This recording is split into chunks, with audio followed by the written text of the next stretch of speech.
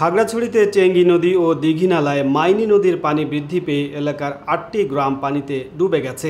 এতে প্রায় ৭ শতাধিক বাড়িঘর পানিতে ডুবে যায়। খাগড়াছড়ি জেলার প্রতিনিধি মোবারক হোসেনের রিপোর্টে বিস্তারিত জানাচ্ছেন SKN রেশমা। পাহাড়ি ঢলে সৃষ্ট বন্যায় এসব বাড়িঘর ডুবে যাওয়ায় লোকজনগুলো আশ্রয়হীন হয়ে পড়েছে। অনেকে স্থানীয় আশ্রয় কেন্দ্র, স্কুল, কলেজে আশ্রয় নিয়েছে। রাতের বেলা হঠাৎ করে চেঙ্গি ও মাইনী নদীর পানি বেড়ে গিয়ে নিম্ন অঞ্চল গ্রামগুলো ডুবে যায়। এতে শাকসবজি সহ ফসলি জমির কিছু ধানও ডুবে যায়।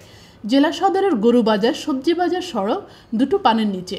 গঞ্জপাড়া, কালাডেবা জিপ স্টেশন এলাকা, মুসলিম পাড়া, শব্দমিয়া পাড়া, বাস টার্মিনাল নিচু অঞ্চলগুলো এখনও ডুবে আছে।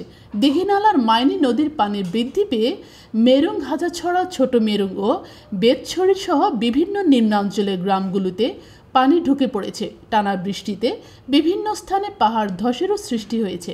তবে যানবাহন চলাচল স্বাভাবিক আছে। আকাশ এখনও কালো মেঘে ঢাকা। বৃষ্টি হলে আরও বেশি গ্রাম প্লাবিত হওয়ার আশঙ্কা করছে স্থানীয়রা।